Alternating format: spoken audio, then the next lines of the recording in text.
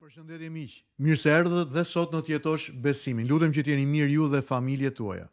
Zoti me ju. Në meditimin e sotëm do të flas për shëmbulltyrën e shtëpisë së pastruar, por të pabanuar, kur boshllëku bëhet më i rrezikshëm se errësira. Në këtë shëmbulltyrë Krishti tregon, kur fryma e papastër del nga njeriu, kthehet dhe gjen shtëpinë të zbrazët, të fshirë dhe të stolisur. Kjo shëmbulltyrë është e frikshme në qetësinë e saj.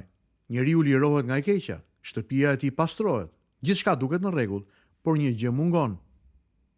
Prania e Zotit brenda shtëpisë. Problemi nuk është se shtëpia është e papastër. Në fakt është e pastër. Problemi i saj është se është bosh. Zoti nuk është aty. Jezusi na mëson se shpëtimi nuk është vetëm largimi i së keqes nga jeta e dikujt, por mbushja me jetën e Zotit. Ndryshimi moral pa marrëdhënie shpirtërore është i përkohshëm. Reformimi pa Krishtin mund të jetë rrezik. Një figurë nga historia e kishës që e mishëron këtë të vërtetë është Shën Makari i Egjiptit. Ai theksonte vazhdimisht se zemra e njeriu ose do të jetë froni i Zotit ose streh për errësirën. Ai shkruante: Zemra është një fushë betejë, aty ose mbretëron Perëndia ose kthehen mbrapsht demonët. Ai e kuptoi se pastrimi pa banimin hyjnor nuk është fitore, por humbje e madhe, siç do thoshte edhe Sartri. Njeriu që mbetet bosh bëhet terren për çdo kuptim të rrem. Më lejoni të ndaj për ju disa të vërteta që dua të mbesin. E para, çlirimi nuk është fundi, por fillimi. Të largosh të keqen është hapi i parë. Të mbushësh jetën tënde me praninë e Zotit, me Krishtin, është hapi themelor i një jete të re. E dyta, neutraliteti shpirtëror nuk ekziston. Zemra ose është e banuar nga fryma e shenjtë, ose është ekspozuar ndaj errësirës. Së treti, mungesa e marrëdhënies e bën njeriu të pambrojtur. Shtëpia ishte e pastër, por jo e sigurt sepse ishte bosh. Agustini do të shkruante: zemra jonë është e shqetësuar derisa të pushojë në ty. Shoqëria jonë flet shumë për vetpastrim, për vetbërje, për zhvillim personal, për shëndetin emocional, por nëse njeriu nuk mbushet me të vërtetën, ai mbushet me iluzione. Dostojevski do të shkruante: njeriu nuk mund të jetojë pa u përkulur përpara diçkaje. Mbase sot Zoti na pyet: a jam thjesht i pastruar apo jam i banuar nga Krishti?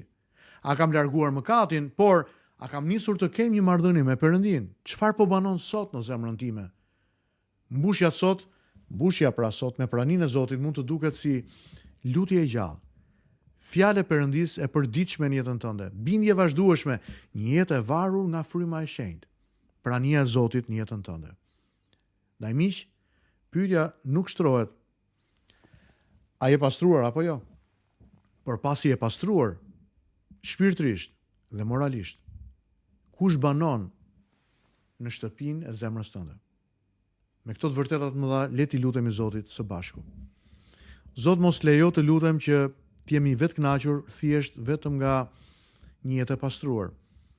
Mos lejo që në mua të zhvillohet drama e jetës së një shtëpie bosh. Mbushe shtëpinë e jetës time, mbushe zemrën time me praninë tënde. E për këto, Zot, unë lutem, më ndihmo që ta marr fjalën tënde në zemrën time dhe të jetoj nëpërmjet saj. Më ndihmo që çdo ditë të lutem dhe të adhuroj ty. Mbushe jetën time me frymën e shenjtë.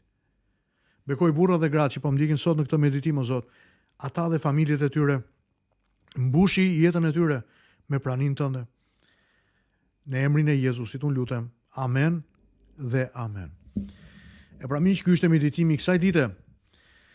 Lutem që të keni një ditë super të bekuar, edhe ju lutem, meditoni mbi çfarë dëgjuat sot. E nëse ishte bekim, ky mësim, meditimi i shkurtër për ju, ndaheni me miqtë tuaj në rrjetet sociale. Mezi pres ju takoj sërish nesër në meditimin e ditës. Zoti me ju.